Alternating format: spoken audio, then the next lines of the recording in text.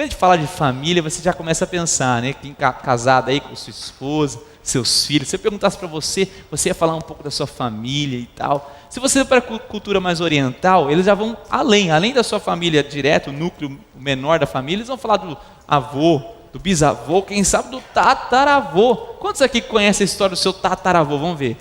Poucas pessoas, não, aqui judiação. Você precisa conhecer um pouco mais da sua história. Sabe por quê? Porque eu e você somos fruto, olha só, somos fruto de alguém que investiu em nós. Na verdade, alguém no passado investiu em nossas vidas. E se estamos hoje, bem ou mal, é resultado de alguém que esteve investindo em nossa vida. Isso é fato, isso é fato. Eu, por exemplo, tenho grandes memórias de histórias que eu ouvi falar. Todo mundo aqui tem uma caixa de fotografia em casa, não é verdade? Você não tem uma caixa de fotografia em casa? Você tem?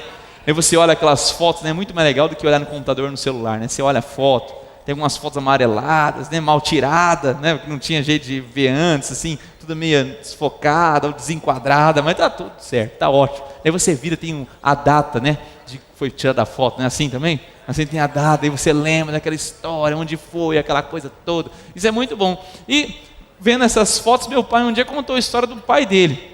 Tem vários pontos curiosos do meu avô paterno. Primeiro é o nome dele, Abdom Patriota. Meu Deus, mas homem abençoado, Abdom Patriota. A segunda curiosidade dele foi o seguinte: eles eram de Maceió, Alagoas, terra boa, né? Água de coco, mar, areia bonita, marzão maravilhoso, lá em Maceió. E ele falou o seguinte: ele quis mudar de Maceió para o norte do Paraná. Olha só, na década de 50, ali, meados de 50. Ele já era, né? Ele foi casado 5 vezes. 5 vezes, mas calma, ele foi co-viúvo 4 vezes. Olha só, a quinta é que enterrou ele. Jesus amado. Mas ele colocou na cabeça que ele tinha que mudar para o norte do Paraná, que era mais fértil e tal. Vendeu tudo que tinha, pegou os filhos, a esposa que ele tinha naquela época. Falou assim: nós vamos mudar para o Paraná. Como? Nós vamos de táxi. De táxi, confortável e tal. Eu já fiz uma viagem daqui para Maceió, demorei 3 dias. E eu não sei se foi agradável ou desagradável, mas 3 dias de viagem não foi fácil. Imagine meados de 50, que nem todas as estradas eram asfaltadas, imagine só. Aí chegou no ponto de táxi e falou assim: a gente quer ir para o norte do Paraná. Eu falei: eu não vou, mas falou assim, um taxista falou assim: eu conheço um louco o suficiente para te levar lá. É quem? Aquele lá do final da fila. Foram lá perguntar para aquele taxista: você concorda de ir no norte do Paraná? Tal. Tranquilo, pode andar no carro. Você está de brincadeira? Eu acho que ele não sabia onde era o norte do Paraná, entendeu? Eu acho que ele não sabia. Resumindo uma longa história, o seguinte: eles chegaram depois de uma semana de viagem, entre 2 paradas, porque o carro estragou, quebrou no meio da estrada. Meu avô teve que pagar mais pelo conserto, senão eles iam ficar no meio da estrada. Resumindo a história, chegaram aqui no norte do Paraná, né, terra fértil, terra roxa, né, eles saíram da areia, terra roxa. E o taxista teve que vender, né, o que restou do seu táxi, juntar o dinheiro e voltar para Maceió. Pensa nisso, o cara só levou prejuízo. Mas tá bom, acho que é por isso que eu não gosto de viajar muito não, prefiro ficar em casa. Mas outra história também que me marcou muito, tenho certeza que você, se pudesse ter a oportunidade de contar alguma história da sua família que te marcou, você teria várias. Foi a minha avó materna. Minha avó chamava Olívia, uma senhora baixinha assim, ó. Eu tive o prazer de conviver com ela, há poucos anos, mas eu tive o prazer de convivê-la com ela. Uma mulher de Deus, que se converteu com 9 anos de idade. A primeira pessoa da família dela a se converter. Você imagina só, uma criança de 9 anos de idade. E chegou lá já colocando ordem na casa. Seguinte, mãe, nós temos que largar a idolatria, temos que largar isso, ir para a igreja e tal. E o que acontece? A família inteira veio a se converter a Jesus Cristo. Família inteira. Isso marca a nossa vida. Isso marca. Ela era analfabeta, ela não sabia nem ler, nem escrever. Ela assinava, né, as requisições da aposentadoria dela. Na verdade, ela fazia um desenho. Ensinaram ela a fazer um desenho, ela repetia aquele desenho, Olívia, que escrevia no seu papel. Mas, pasmem, ela lia, compreendia a Bíblia. Ela não sabia ler nada, querido, mas a Bíblia ela lia. Revelação do Senhor para o coração dela. E ela sabia muito de Bíblia. Eu lembro até hoje quando ela cantava, cantarolava, quando ela contava as histórias da Bíblia. São histórias que eu e você somos impactados. É um legado que, queira eu ou você não, está sobre as nossas vidas. Seja um legado bom sobre a sua vida ou não. Tenho certeza que você tem histórias assim também, se você olhar para trás. Mas, se somos hoje o resultado de alguém que investiu na nossa vida, seremos um legado que deixaremos para as próximas gerações, não é verdade? Você que é papai e mamãe aí, você sabe, você tem uma criança, um filho, quem sabe um jovem, adolescente, e ele vai ser marcado pela sua e pela minha vida.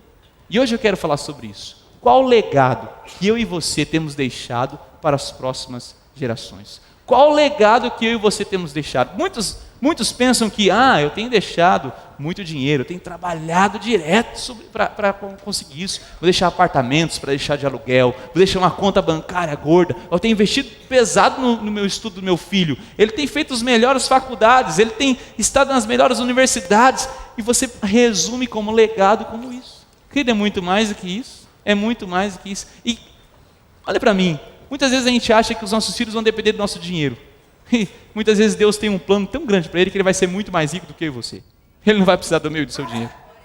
Às vezes a gente pensa, que os nossos filhos precisam de um diploma, porque você teve o diploma, ele precisa também. E muitas vezes nossos filhos vão ser muito mais inteligentes que a gente. A palavra do Senhor diz que a herança do Senhor são os filhos. Eles são como flechas nas mãos do guerreiro. Flecha vai mais longe, alcança o alvo. É isso, são os filhos na nossa mão.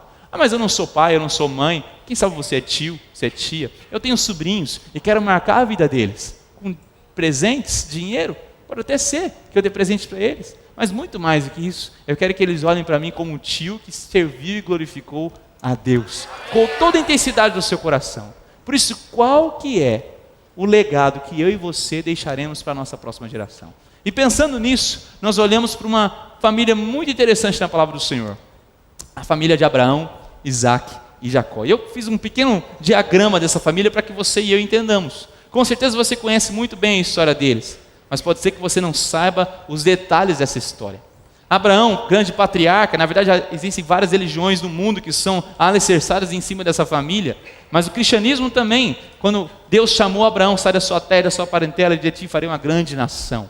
E daí veio o filho da promessa, Isaac, que nasceu na velhice de Abraão, quando ele já tinha 100 anos. Deus deu esse filho Isaac para ele. Você sabe das experiências que Abraão teve com Isaac, quando Deus pediu para que sacrificasse Isaac num alto monte, como sacrifício a ele. E naquele momento que Abraão ia sacrificar Isaac, Deus parou e falou assim: não, para, eu já entendi, o seu coração é totalmente meu. Histórias que foram moldando outras gerações, histórias que foram moldando, deixando legado para outras gerações. Então de Isaac veio Jacó e Esaú, esses dois irmãos gêmeos que nasceram, mas a bênção continuou sobre Jacó, nós vamos chegar lá. Mas eu quero falar especificamente dessa família, a família de Jacó.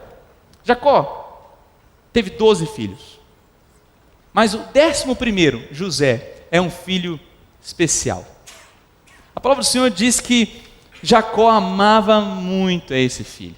E eu quero com você relembrar essa história e entender qual que é o legado que eu e você temos deixado para os nossos filhos. Primeiro versículo fala o seguinte: ora, Israel, na verdade era Jacó, Deus havia trocado o nome de Jacó por Israel, fala que Israel amava mais a José que a todos os seus filhos. Por quê? Porque era filho da sua velhice. Jacó amava tanto José, porque José era filho da esposa que ele amava, Raquel. Ele trabalhou, você sabe a história, que Jacó trabalhou 7 anos por Lia e mais outros 7 anos por Raquel. 14 anos, imagina só. Eu tenho certeza que você, marido, não vai perder essa oportunidade. Cutuca a esposa e fala assim: eu trabalharia 21 por você.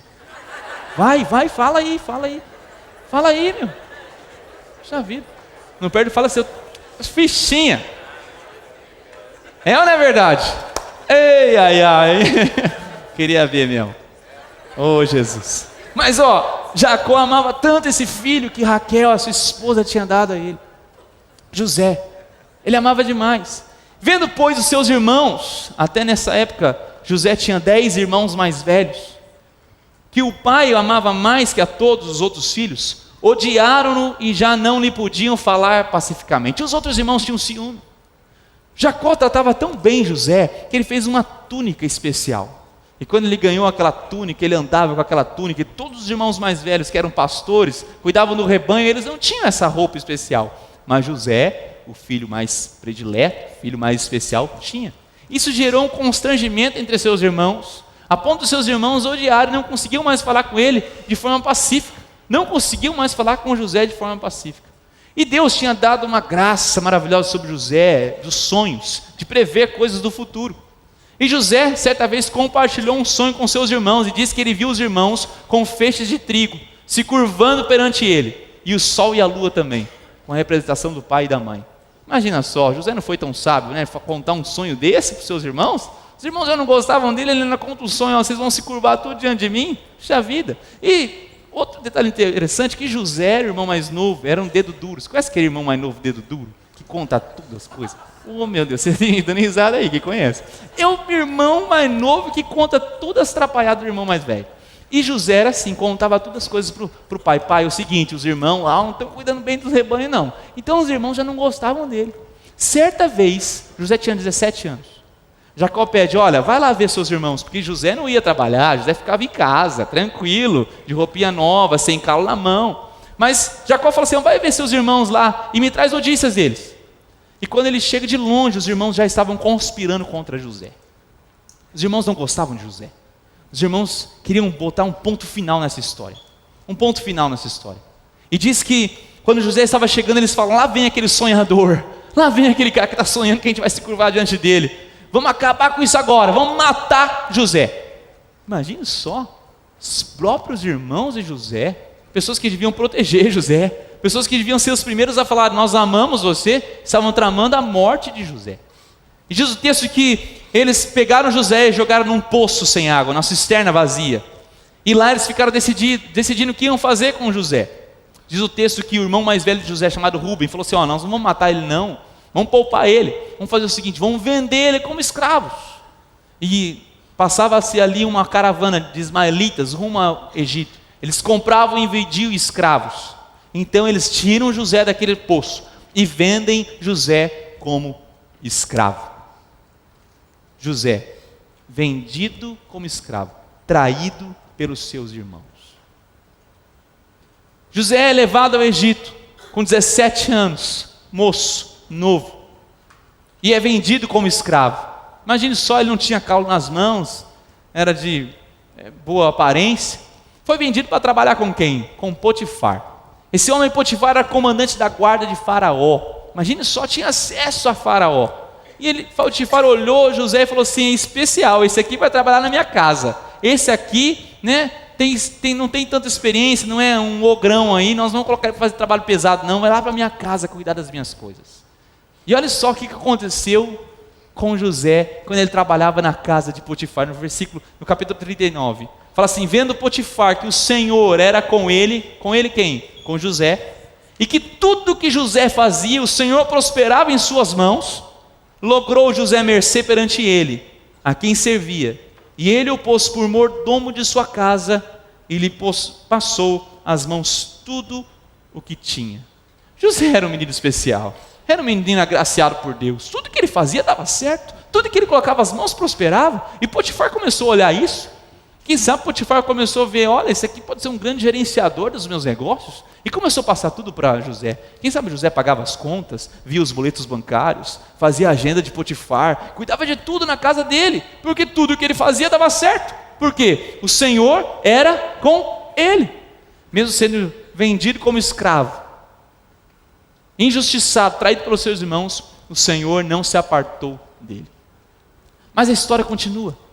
Diz que a mulher de Potifar começou a colocar olhos grandes em José, se é que você me entende. A mulher de Potifar queria se deitar com José.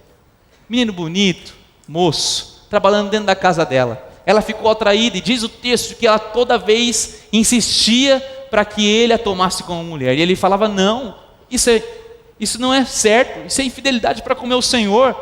Ele me colocou como o Senhor de tudo, mas não como o Senhor de você. Ele falava para aquela mulher. Até que certo dia, José, entrando na casa de Potifar para trabalhar, aquela mulher armou tudo, ela ficou sozinha. Diz o texto que ela agarrou José e falou, é hoje, José, hoje você vai ser o meu homem. Diz o texto que José saiu correndo, que parte da roupa de José ficou nas mãos daquela mulher. E ela teve um plano maligno, começou a gritar, guardas, guardas! E os guardas da casa de Potifar chegaram e falaram, o que aconteceu? José, aquele escravo que Potifar colocou aqui dentro de casa, tentou me apanhar à força. E Potifar não teve outra coisa a fazer a não ser jogar José dentro da cadeia. O próximo versículo fala sobre isso. E ele, Potifar, agarrou José e o pôs na cadeia onde ficavam os presos do rei. E José ficou ali. Mas, lê comigo, o Senhor estava com ele e o abençoou, de modo que ele conquistou a simpatia do... Não, puxa vida, peraí. Deus está comigo? Beleza. Deus ia abençoar? Ótimo. Eu encontrar a simpatia? Ótimo. Mas do carcereiro? Podia ser, né, a simpatia de outra pessoa, né? Porque quando a gente é cristão, a última coisa que a gente pensa é encontrar a simpatia do carcereiro, porque nem lá você quer estar, não é verdade? Para que eu vou ter que buscar a simpatia do carcereiro se nem na prisão eu quero estar? Eu sou cristão, eu sigo a Deus. José se encontrou nessa situação, e mesmo lá na cadeia, injustiçado, vendido pelos seus irmãos, traído por eles, vendido como escravo, injustiçado agora nessa situação com a mulher de Potifar, o Senhor estava com ele e o abençoava, e ele encontrou simpatia do carcereiro. Diz o texto que até mesmo das chaves da cadeia José cuidava. Imagina só, o cara era muito fera, cuidava das chaves das celas, porque ele encontrou simpatia do carcereiro. Mas lá, com a providência divina, ele encontrou 2 outros prisioneiros, o copeiro de Faraó e o padeiro de Faraó, e os 2 tiveram sonhos. Então José falou assim: olha, o meu Deus, o Deus a quem sirvo, me deu o dom da interpretação dos sonhos, conte-me os sonhos. Então o copeiro vem e conta o sonho a José, e fala: ó, eu via algumas vinhas, e eu espremia essas vinhas no copo de Faraó, e eu servia a Faraó. Então José vem e fala: ó, esse sonho é o seguinte, Deus está mostrando o futuro, que em 3 dias você vai ser restituído no seu cargo, e você vai voltar a servir a taça a Faraó. E quando isso acontecer, José disse, não se esqueça de mim, fale de mim para Faraó, que ele tenha misericórdia de mim, que ele me tire daqui. Eu fui vendido pelos meus irmãos, traído por eles, eu servi a Potifar, ele conhece Potifar, fala de mim para ele, e agora eu estou aqui injustiçado, não se esqueça de mim. E o padeiro, ouvindo toda essa história, falou assim: eu também sonhei, eu quero que você me conte. Então José falou: conta o seu sonho para mim. E o padeiro falou: eu sonhei com 3 cestos de pães na minha cabeça, e sobre o último cesto de pão, corvos vinham e comiam esses pães da minha cabeça. E José falou assim: também é o futuro, mas o teu futuro não é tão brilhante como o do copeiro. O teu futuro, padeiro, é o seguinte: daqui 3 dias, Faraó vai pedir a sua cabeça. Passaram-se os dias, esses sonhos se tornaram realidade. O padeiro foi morto e o copeiro foi restituído no seu cargo. Lembra que José pediu para que ele se lembrasse? Demorou-se só 2 anos para que ele se lembrasse de José. E mais 2 longos anos José passou na cadeia. Mais 2 longos anos esquecido, traído e vendido pelos seus irmãos, vendido como escravo, injustiçado e encarcerado. Mas diz o texto que após 2 anos, quem teve um sonho foi Faraó. Novamente a provisão divina sobre a vida de José. E Faraó teve esse sonho, e ele chamou todos os sábios do reino. Imagina só, todos os sábios para interpretar o sonho, e ninguém sabia interpretar esse sonho. Até que o copeiro se lembra: puxa vida, Faraó, tem um hebreu que eu encontrei na cadeia 2 anos atrás. Encontrei um hebreu lá e ele interpretou o meu sonho e o do padeiro. Inclusive o padeiro, né, se deu mal nessa, mas eu estou aqui de novo, eu posso chamar ele. Manda chamar esse hebreu agora. Me chamaram José à presença de Faraó. E José entra na presença de Faraó e Faraó fala: você é capaz de interpretar esses sonhos? O meu Deus é capaz de interpretar esse sonho, conte-me esse sonho. E Faraó começa a contar o sonho. Ele fala que ele estava em frente ao rio Nilo, e desse rio Nilo saíam 7 vacas gordas, viçosas, saudáveis, e começavam a pastar. Mas atrás dessas 7 vacas gordas, outras 7 vacas magras, doentes, saíam também do rio, e elas devoravam as 7 vacas magras. Que sonho! Desculpa, obrigado, você tá ligado. As 7 vacas magras devoravam as 7 vacas gordas. E ele continua, e o sonho continuava. Eu vi 7 espigas de milho muito bonitas, lindas, e outras 7 espigas de milho feias, raquíticas, doentes, e elas devoravam as 7 espigas bonitas. E José fala o seguinte: o seu sonho é um só. Deus te deu a revelação do futuro. Prepare-se, Faraó, que vão haver 7 anos de fartura, 7 anos em que tudo que você plantar vai dar, mas outros 7 anos de fome e escassez. Então se prepare, escolha alguém sábio o suficiente para cuidar dos negócios, para que 1/5 de tudo que você plantar venha a ser guardado, para que durante aqueles 7 anos de escassez você esteja preparado e o seu povo não venha a morrer de fome.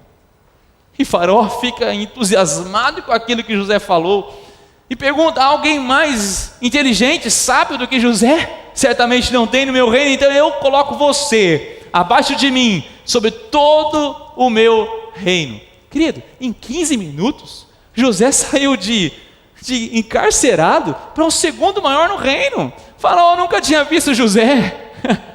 Apenas a presença de Deus que faz isso, a providência divina sobre a vida de José. E José naquele dia foi empossado como o segundo homem mais importante de todo o Egito. E Deus derramou uma sabedoria tão grande sobre a vida de José, que ele começou a poupar tudo que as pessoas faziam. E durante aqueles 7 anos ele se preparou, porque havia 7 anos de seca que haveriam de vir. E quando esses 7 anos de seca começaram, o povo ali do Egito estava com comida suficiente, e além disso eles vendiam para as nações circunvizinhas. Isso fala também da da terra de Canaã, onde toda a sua família de José, seus irmãos que haviam vendido, habitavam. E a fome chegou lá. A fome chegou lá também. Os 7 anos de escassez chegaram a Canaã. Isso nos leva a Gênesis 42, desculpa. Entre os que iam comprar alimento, pois para lá foram também os filhos de Israel, os filhos de Jacó, os irmãos de José, porque havia fome na terra de Canaã. José era governador daquela terra, era ele quem vendia a todos os povos da terra. E os irmãos de José vieram e se prostraram, rosto em terra, perante ele. Te lembra alguma coisa? Um sonho que José teve? Eles se prostraram diante de José. E o versículo continua, diz o seguinte: vendo José a seus irmãos, José reconheceu-os, porém não se deu a conhecer a eles. Eles falou asperamente, e lhes perguntou: de onde vindes? Respondendo: da terra de Canaã, para comprar mantimento. Próximo versículo. José reconheceu os irmãos, porém eles não o reconheceram. Então vamos dizer juntos? José se lembrou. José se lembrou dos sonhos que tivera a respeito deles. José teve aquele sonho vivo na sua mente, todos os seus irmãos se curvando na presença dele. Ele poderia ter pedido para os guardas egípcios falar o seguinte: agora vocês vão pagar com a mesma moeda, eu vou pagar com a mesma moeda. Prepara as cisternas vazias, vou lançar vocês na cisterna vazia. Preparem, vocês vão ser escravos meus, vocês vão entender o que é ser escravo assim como eu fui. Vocês vão entender o que é ser traído assim como eu fui. José tinha todas as armas para fazer isso, ele era a segunda pessoa mais importante do Egito. Com o estalar dos dedos dele, poderia isso acontecer. Mas José escolhe fazer diferente. Ele diz o seguinte: então, ainda chorando, José abraçou e beijou cada um dos seus irmãos. Depois disso, os irmãos começaram a falar com ele. José se revela aos seus irmãos. Imagina só, a última vez que os irmãos o viram, ele tinha 17 anos, era um jovem hebreu. Agora, passados 20 anos, José já tinha o jeito de falar dos egípcios, o sotaque já mudou, a aparência dele já mudou fisicamente, só por ter envelhecido todos esses anos. A roupa de José era diferente, José era um outro homem. Eles não reconheceram José, mas José se revelou aos seus irmãos e mostrou misericórdia para os seus irmãos. Falou: eu sou irmão de vocês. E ele continua falando que, na verdade, ele tinha entendido isso tudo, que era a providência de Deus, trazê-lo ali, naquele momento, para que ele fosse instrumento do Altíssimo, para poupar a vida da sua família. Será que eu e você seríamos capazes de fazer isso? De entender que tudo que aconteceu na nossa vida de ruim, foi propósito de Deus? Será que a gente consegue olhar para os nossos problemas do passado e entender que foi o propósito de Deus? Querido, da onde José aprendeu tudo isso? Da onde José aprendeu a demonstrar misericórdia para os seus irmãos? Com certeza, de exemplos que ele teve do passado. Do exemplo que ele teve do passado, de sua própria família. Sabe por quê? Nós não podemos controlar as atitudes que nossos filhos terão frente aos problemas. A gente não consegue controlar isso. Mas podemos controlar os exemplos que deixaremos a eles. Eu não consigo controlar as atitudes que meu filho vai ter amanhã, nem você, nem você, nem você, nem você, não. Mas nós podemos controlar os exemplos que nós damos a eles hoje. E muito mais do que uma foto numa caixa de fotografia. Quando eles olharem eu e você no futuro, eles vão olhar e vão lembrar de histórias, de acontecimentos que marcaram a vida deles. E eu e você temos que entender, quando eu e você como igreja entendemos isso, como é importante histórias que marcam, situações que marcam a nossa geração, vai marcar a nossa descendência também. Mas da onde José tirou tudo isso? Da onde José aprendeu? E nós temos que voltar na história da família dele. Nós voltamos à história de Abraão, Isaac e Jacó. Nós pulamos essa parte, falamos só de José e da relação dele com Jacó, seu pai, e com seus irmãos. Mas teve um acontecimento na vida de José muito importante, que fala da relação com seu tio e seu pai. Nós temos que andar um pouco atrás na história e entendemos a vida de Isaac, Jacó e Esaú. Quando Esaú e Jacó nascem, há um acontecimento muito interessante. Jacó já nasce segurando o calcanhar de Esaú. Esaú é o primeiro a sair da barriga da mãe, porque eles eram gêmeos. Mas Jacó já sai segurando o calcanhar, falando assim: ó, daqui eu não fico para trás não, eu saio junto com você. E já estava mandando uma mensagem para o seu irmão: ó, toma cuidado que eu vou passar você, né? Tem sempre aquele irmão mais novo, né, que é ligeirinho, não tem? Jacó era esse. Só que a diferença entre os dois é o seguinte: Esaú era um homem já mais do campo, peludo, ele era especialista em caça. Já Jacó era mais pacato, ficava com a mãe em casa, gostava de cozinhar. Eu costumo dizer que se Jacó hoje fosse entrar no MasterChef, ele seria campeão.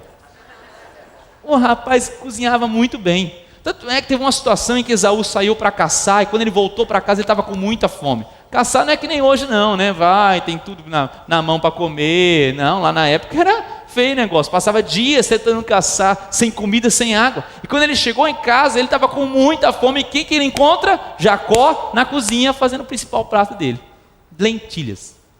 E aquele cheirinho, né? Aí Esaú falou assim: ó, me dá um pouco de comer que eu estou com muita fome, me dá um pouco de comer que eu estou com muita fome. E Jacó, né, meu irmão mais novo, espertão, falou assim: opa, vou negociar com o meu irmão aí. Seguinte, mas o que você me dá em troca? Não, o que você quer? Pode pedir aí. Você sabe, né, o irmão mais novo quando negocia com o irmão mais velho, já solta lá em cima, vai que cola a primeira. E não é que colou? Jacó falou assim: eu quero o seu direito de primogenitura. Ele falou: ele vai falar não. Tudo bem, você está falando sério? Colou. Ele deu o prato de lentilha, Esaú comeu e vendeu o direito de primogenitura para Jacó, por um prato de comida. Passaram alguns anos, Isaac, já muito velho, diz o texto que ele já não conseguia enxergar mais. Ele via que o tempo dele estava chegando. Isaac, o pai de Esaú e Jacó, via que o tempo dele estava chegando. E ele chama Esaú, o primogênito, porque ele tinha que dar a bênção. E a bênção na Bíblia é muito importante, querido. A bênção da primogenitura, aquele que vai herdar tudo isso, tinha porção dobrada da herança. E também a herança espiritual que Isaac ia passar para Esaú. Ele fala: vai, faz uma caça, prepara um prato para mim, entra aqui que eu vou te dar a bênção. E Rebeca, esposa de Isaac, ouviu isso. E você sabe, Jacó e Rebeca eram mais chegados. Jacó ajudava a lavar a louça, a fazer o almoço de vez em quando. Rebeca gostava mais dele. O que acontece? Falou assim: ó, é o seguinte, filho, vamos passar a perna no seu irmão, no seu pai. Como assim, mãe? Não, você vai ganhar essa bênção da primogenitura. Mas mãe, o meu irmão é peludo, ele tem cheiro de caça, a voz dele é diferente, ele vai fazer uma comida agora, não tem problema não, traz lá um bezerro, eu vou fazer um prato que seu pai gosta, eu já sei o tempero que ele gosta, tanto de sal, eu já sei tudo, cozinho para Isaac há anos, pode deixar comigo. E o seguinte, vai vestir a roupa de Esaú, pode vestir a roupa de Esaú, mas mãe, o meu irmão é peludo, não tem problema, coloca umas lã de carneiro, imagina só, esse homem era peludo mesmo, hein? Tony Ramos passava longe, perdia de quilômetros. O homem era peludo e colocaram, beleza, foi lá com um prato de comida na frente de Isaac. E quando Isaac chega, Isaac Quando Jacó chega à presença de Isaac, Isaac fala o seguinte: olha, a voz é de Jacó, mas a pele é de Esaú. Falei para você que ele era peludo. Mas tudo bem, ele fica meio desconfiado ali, mais fácil, ele não consegue enxergar, mas muito velho, e ele dá a bênção da primogenitura para Jacó, que não era o primogênito. Diz o texto que ele saiu daquela cabana, e logo em seguida chegou Esaú, com o prato feito, conforme o combinado com o pai. E Isaac fala assim: como assim, Esaú? Você acabou de sair, eu acabei de dar a bênção para você. Não, pai, eu não estive aqui, como assim? Daí caiu a ficha. O meu irmão mais novo, Jacó, esteve aqui. E Esaú clama a Isaac, o seu pai: me dá uma bênção, me abençoa. Falou assim: não dá mais, filho, eu já abençoei Jacó no seu lugar, e o seguinte, você vai servir a ele. E daquele ponto em diante, Esaú começou a odiar. Gênesis 27:41 fala que passou Esaú a odiar Jacó, por causa da bênção com que seu pai o tinha abençoado, e disse consigo mesmo: vem próximos os dias de luto por meu pai, então matarei a Jacó, meu irmão. Fala o seguinte: mano, nosso pai vai morrer, vai passar os dias do luto dele, e o próximo a morrer nessa casa vai ser você. Jacó ficou com muito medo, e sua mãe viu o que ia acontecer. Ela ia perder não só o marido, mas ia perder logo em seguida o filho, e um filho que ela amava muito. Então ela falou o seguinte: ó, vai para a terra do seu tio Labão, eu tenho um irmão, chama Labão, vai para aquela terra. E Jacó foge de casa, miudinho, foge, porque senão ele ia morrer. Nessa terra ele chega lá, e ele começa a trabalhar, e Deus era com ele, porque a bênção de Abraão e Isaac já estava sobre a vida dele. E Jacó começa a trabalhar ali, e ele tem filhos, e ele é abençoado, tudo que ele faz prospera, o gado dele começa a aumentar, o rebanho dele começa a aumentar, ele casa com algumas mulheres, ele tem filhos, ele é abençoado. A palavra do Senhor diz que ele ficou rico, muito rico. Mas chega um dia, Deus pede para que ele faça algo que ele não sabe se ele estava preparado. Ele teve vários filhos, e entre esses filhos foi José. Aquela primeira história que nós contamos, lembra? José era pequeno e escutava as histórias do pai. Quem sabe um dia ele contou a história do irmão dele para José, e José escutava essas histórias. Falou assim: olha, eu tenho um irmão assim, assado, mas a gente não se dá muito bem não dá para a gente se encontrar, porque o meu irmão é capaz de me matar. Pai, é assim, aquelas histórias todas familiares que eles ouviam. Mas certo dia, Gênesis 31, versículo 3, diz o seguinte: que o Senhor disse a Jacó: torna a terra de teus pais, a tua parentela, e eu serei contigo. Mas certo dia, o Senhor vem a Jacó e fala assim: agora Jacó, está na hora de você voltar para a casa dos seus pais, para a terra dos seus pais. E eu imagino Jacó contando isso para a família dele, para os seus filhos, para suas esposas, seus servos: nós vamos voltar para minha terra. Mas lá não tem um irmão que quer te matar, não tem um irmão que te jurou de morte, não tem uma pessoa que te odeia. Ele falou assim: mas o Senhor mandou eu voltar, o Senhor falou que eu devo voltar. Agora, Jacó fez algo que só os especialistas fazem. Ele foi dar uma investigada no terreno. Olha só o que ele fala. Ele envia, próximo versículo. Próximo versículo? Obrigado. Então Jacó enviou mensageiros adiante de si, Esaú, seu irmão, à terra de Seir, território de Edom. O que ele faz? Ele vai mandar mensageiros primeiro. Vamos ver como é que está, o humor do meu irmãozinho. E olha só o que ele recebe de mensagem.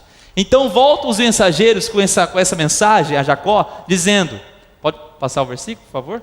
Fomos à terra de teu irmão, também ele vem de caminho para te encontrar. Só que é o seguinte: ele traz 400 homens com ele.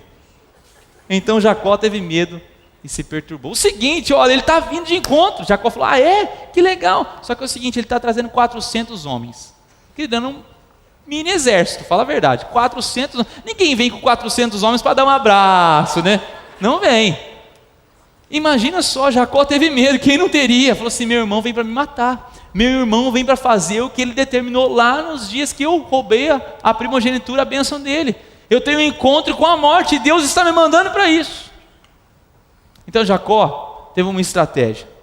Ele dividiu seus familiares conforme ele os amava. Eu não aconselho você fazer isso, dividir seus filhos, né, conforme a grandeza do seu amor por eles. Não faça isso. Mas Jacó fez isso. Olha só o que ele fala. No versículo Gênesis 33, de 1 a 4. Quando Jacó viu que Esaú vinha chegando com seus 400 homens, ele dividiu seus filhos em grupos, que ficaram com Leia, com Raquel e com as 2 escravas. As escravas e seus filhos ficaram na frente.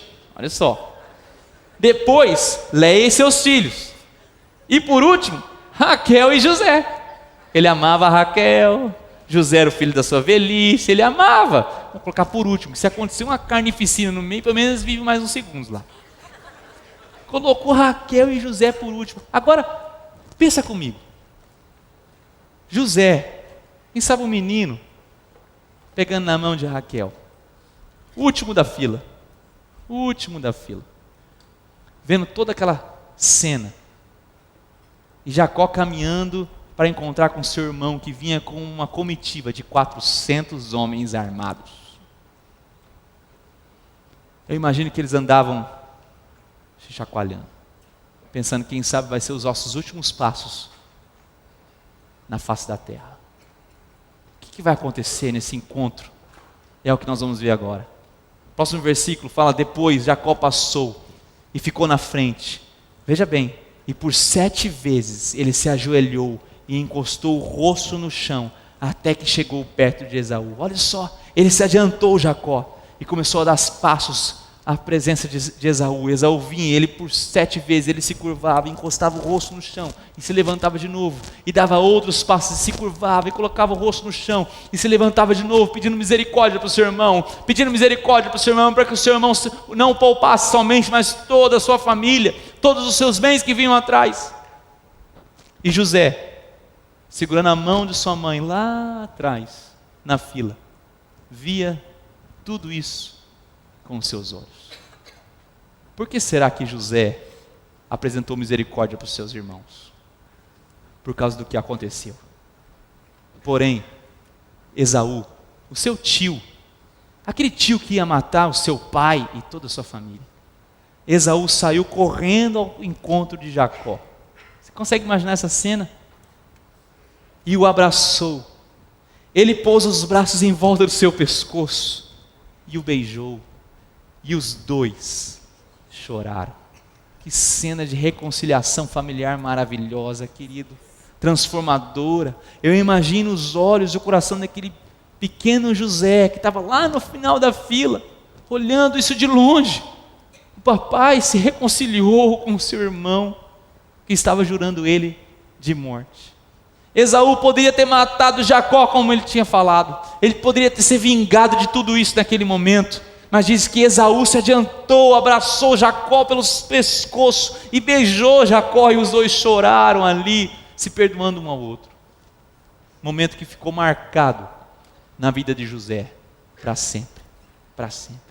É por isso que nós podemos falar que as nossas mensagens mais claras são determinadas em tempos de crise. Quando eu e você estamos passando por um problema, o que os nossos filhos têm visto em nós? Quando eu e você estamos passando um período de paz na nossa vida, é fácil sorrir, é fácil ser cristão, é fácil louvar a Deus, querido. Mas quando os tempos de crise vêm, será que você está tendo essa mesma atitude, demonstrando para os seus filhos o amor de Deus? Será que você tem tido uma vida equilibrada de acordo com a palavra do Senhor? Qual o legado? Qual é o legado que deixaremos para a nossa próxima geração? O que eu e você temos deixado para os nossos filhos, para a nossa descendência? Os nossos filhos e netos podem até esquecer o que você fala, mas nunca esquecerão o que você faz. Nunca esquecerão o que você faz. Nós temos que parar de discursar muito e viver mais. Nossas atitudes têm que falar realmente, como diz aquela frase, mais alto do que a nossa fala. Elas têm que falar mais alto do que as nossas falas. As nossas ações podem e vão ecoar na próxima geração.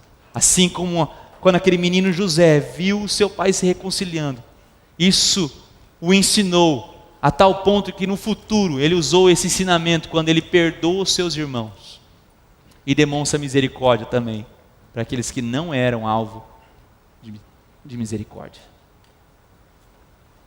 Nós vamos mostrar um vídeo agora, eu quero que você preste atenção no telão. O vídeo é um chinês que fez para os seus pais. O título do vídeo chama O Farol. E veja como é importante as nossas ações na vida de nossos filhos, filhas, netos e netas.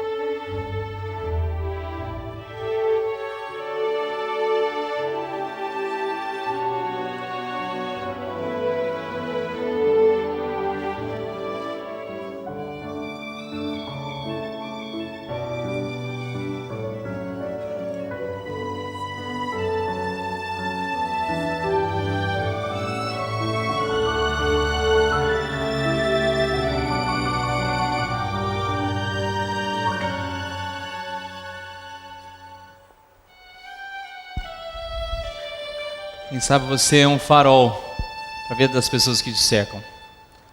Mas a pergunta que eu te faço é: e quando esse farol se apagar? Qual a mensagem que você tem passado para aquelas pessoas que te cercam? Qual a mensagem que eu e você temos passado para os nossos filhos e filhas, netos e netas?